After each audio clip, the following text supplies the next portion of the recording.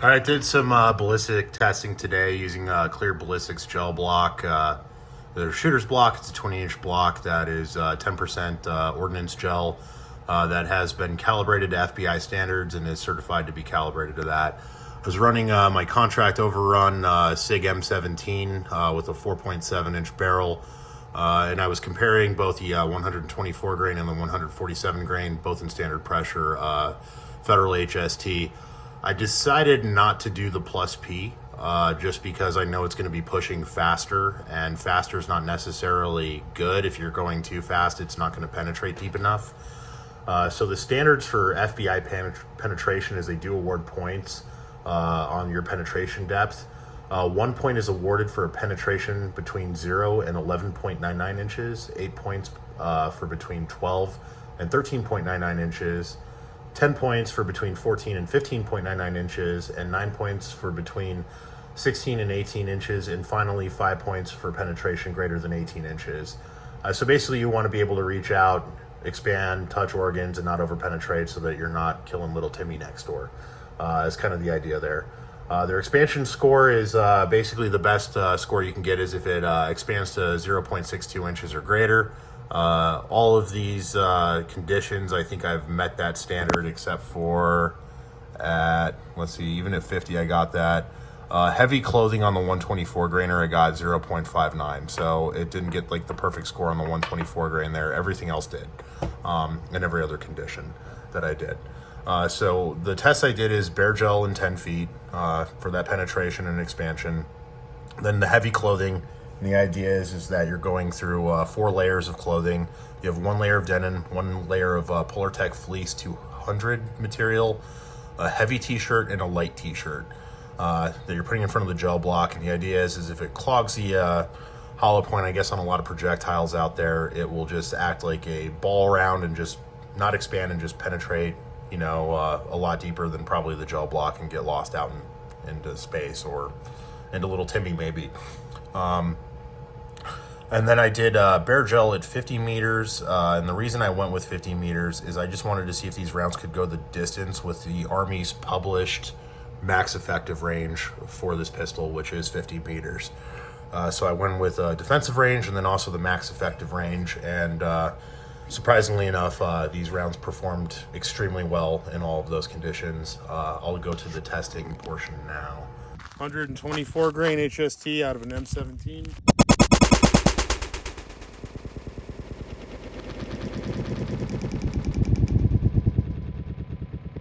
All right, now we're gonna do the 147 grain standard pressure HST for 10 feet. All right, so now I'm doing the FBI heavy clothing test. I still have 147 in my pistol. It's a 147 grain HST.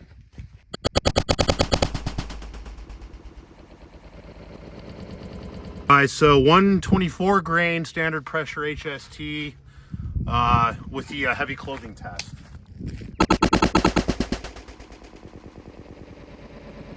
So this top track right here is the 124 grainer. And we're at 16 3/4. So they perform the same, the 147 and the 124 in heavy clothing. The 147 in bare gel penetrated 15 inches. The 124 went 14 inches. So if we're gonna look at the tracks and the cavitation, I mean, these are all performing pretty, like with the wound track itself and the disturbance it's doing, very similar to each other. They're all opening up beautifully. So I saw the block move that time.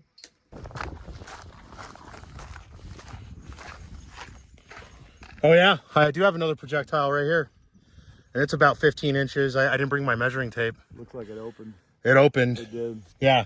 So we know the 124 grain at 50. 124 grain at 50 will fucking open.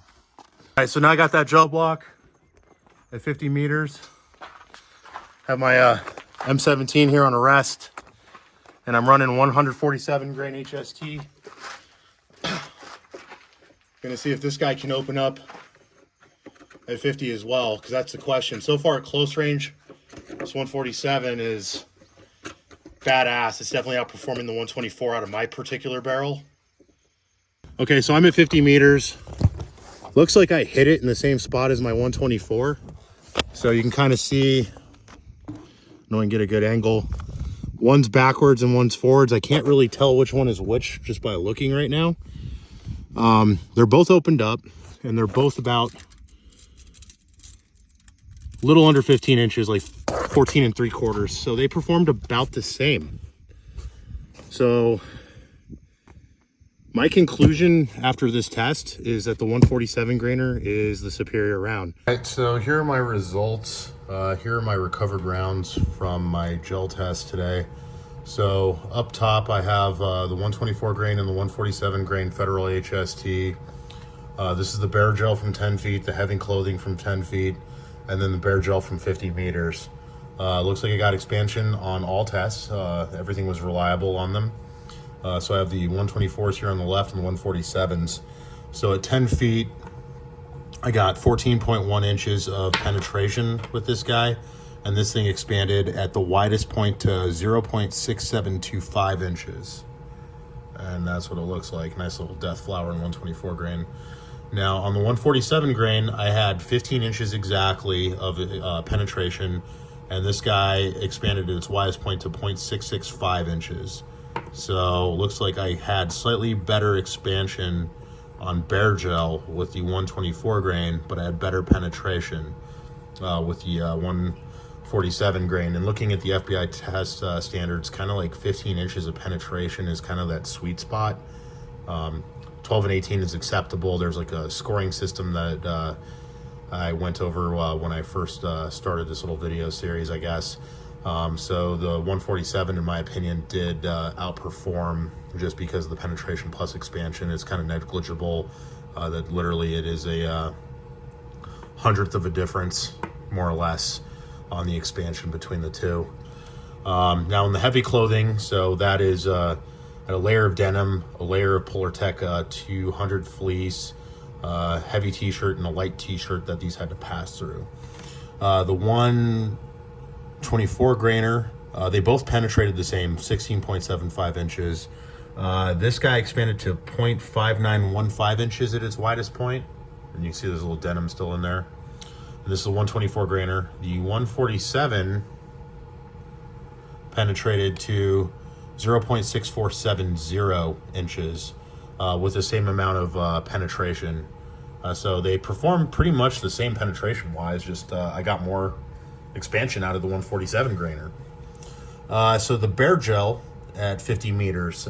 So the reason I went with 50 meters is I'm shooting an M17. It is a 4.7 inch barrel. And the max effective range by what Army nomenclature will tell you is 50 meters. So I wanted to shoot it the defensive range, and then I wanted to push it out to its max effective range with both these rounds to see if they would still expand it and perform. And they did. They actually penetrated exactly the same at 14.75 inches, right? All of these have 100% weight retention, by the way, when I weighed them. The 124 grainer at 50 meters expanded to 0.6205. That's at 50. The 147, that's going slow, went at 0.672 inches. Now, these rounds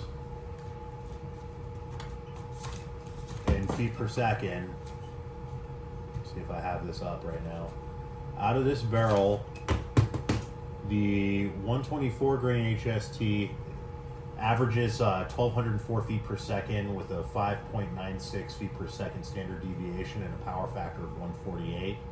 The 147 grain HST averages at 999 feet per second with 13.14 feet per second standard deviation and a 148 power factor. So power factor is the same. That's not really telling you the amount of energy that's being dumped onto the target at those distances or anything. That's more like felt recoil. What I noticed between these two rounds, shooting them back to back and also doing velocity tests with them, is that the 147 grainer is a softer shooter. So I feel like with the 147, I'm winning in every category. I'm having better penetration. I'm having mostly better expansion in most cases, except for barrel gel at 10 feet. And I have a softer recoiling round, which means I can get follow-up shots off faster. So if I'm making the choice between the two to buy them for this particular barrel, at this particular barrel length, I would choose the 147 grain over the 124. The 124 is still hitting all FBI standards and is still going to be a phenomenal defense round. But if I have the choice, I'm going 147.